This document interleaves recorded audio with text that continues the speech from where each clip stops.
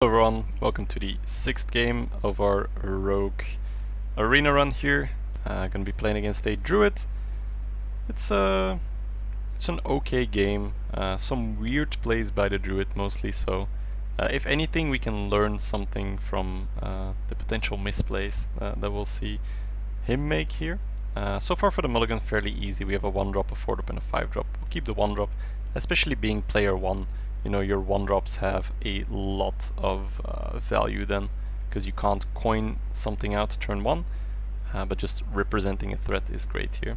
And this is a game where we're gonna see why Young Priestess is good, because our opponent can choose here to coin out the hero power to destroy it, that's true, but he had a wild growth in his hands, so he's gonna coin out a wild growth, and thus our priestess is gonna survive turn 1, which is absolutely amazing, because now we have a 2 and 1 on the board, and we get to play Amani Berserker. Priestess will make our Amani Berserker a 2 and 4. That way, if Amani hits something, you know, it becomes a 5 and 3 or a 5 and 2 or you know what have you, but just much more chance of it surviving a trade, which is pretty nuts. So already getting great value out of this Young Priestess. And if your opponent coins out a wild growth, you expect him to have a 3-drop. But as we see him play here, he coined out a wild growth, and then he decides to, you know, look at his cards a little bit, and hero powers our priestess in the end, which makes no sense to me. He used this coin to get the wild growth out. I mean, he could have also just coined out the hero power and then played wild growth on turn 2. Right? That makes much more sense. But yeah, so we do get the buff of the priestess. He does take additional face damage, all good for us, just misplays in general, I feel. And here we have a similar situation that was brought up earlier. Scarlet Crusader versus Spider Tank when our opponent's about to hit 4 mana. Much better to play the Scarlet Crusader, because the Divine Shield trade with a Yeti, our Scarlet Crusader survives. So if we were to Dagger Barber next turn to kill his potential Yeti, we'd be in a pretty good spot. So yeah, we'll see what his turn 4 is, and he opts to play another Wild Growth. Now, remember, this is a 5-0 Druid, so we're expecting him to have quite a killer deck. So, in my mind, he's ramping towards triple Ironbark or something crazy. I'm like, oh my god, this is gonna be a pretty rough game. I only have 1 Sabotage, and unless he plays 2 trees next to each other, my Betrayal's not gonna do that much. So I'm thinking, okay, we just gotta rush this guy down, because he just played double Wild Growth. We're gonna be in so much trouble. He's gonna drop big ass 6 drops on us. You know, Ancient of War incoming, etc. So I'm having all these doom scenarios in my head where I'm like, okay, I mean, we're gonna try and rush him down, but he could just have us, you know, having double wild growth early, and being a 5-0 Druid, he probably, or at least close to 5-0, the matchmaking isn't always perfect. But then he surprises us by just putting out 2 drops and hero powering again. This is not how you want to ramp. You don't want to ramp to be able to play little guys and then hero power as well. I mean, what's the use? Why didn't you just hero power in the beginning and not ramped? So yeah, weird plays in general. I feel like he should have had a reason to ramp that early. If not, he should have played his little guys to contest with the board to then stall, because he is on half HP already, and so far we have seen no good excuse for the you know, the early loss of board to play wild growths, because his turn 4 was gain a mana crystal plus a hero power. Our turn 4 was put a 4/4 on the board, so huge difference there. Okay, interesting turn here. We have the option to use our Amani into the Panther, and then our Drake into the 2 and 3. Amani into the Panther gives us a 5 and 1, pretty strong.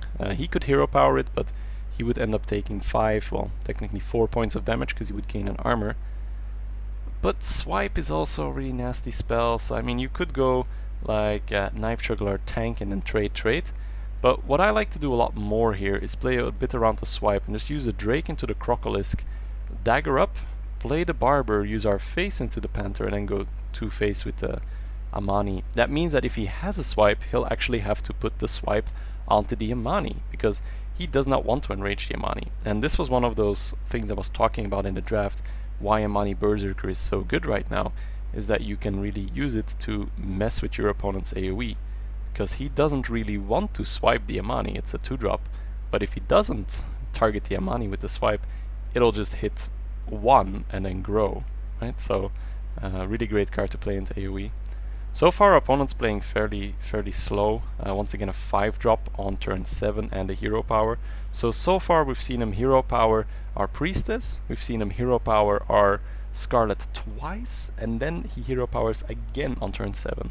So there are 4 hero powers with double wild growth. This is why I said it doesn't quite make sense to me. Now it could be that he just drew really awkward and he just assumed like, okay, I'm just going to use the wild growths now and I'm going to expect to draw my Ancient of War on turn 7, or I don't know what he was packing. But so far the plays don't quite add up. And we draw Cult Master here, which is a great draw. We can put our Knife Juggler down, put the Cult Master down, see if the knife hits. If the knife connects, we can use our face and the Goblin Auto Barber. If it doesn't connect, we'll use the Drake and our face. You might also say, hey Shady, why don't you just play the Cult Master and then use your Drake and your Auto Barber? You'll draw 2 cards and you won't, you know, take the face damage. To which I would reply, I'd much rather keep a stronger board, seeing as he was ramping so much. I'm still convinced that he has an Ironbark Protector or something coming up, which means that I want more power on the board to be able to deal with his minion, and I want to connect for more face damage. So by not sacrificing a second minion for a card draw here, yes, we play a bit more into Starfall, we play into Mind Control Tech, we play a bit more into AoE, but we also put 3 more damage on his face, and we have a stronger board in case he does end up having the Ironbark. But yeah, once again, turn 8, no big guys yet, played double wild growth, but chooses to Wrath here. We'll see what else is coming up. It's really not amazing. He just concedes. So as you can see, it's a pretty weird game. I don't feel like we did anything exceptional here, rather than play around the swipe he probably didn't have. But yeah, it's you know, it gives you an idea of, even though that in Constructed wild growth is amazing, in Arena I'm really not a big fan. Now obviously for him to have made it up to this score, it worked out for him. But here was obviously the off game where you see where the wild growth was just 100% useless. Alright guys, that was it. I'll see you in the next game.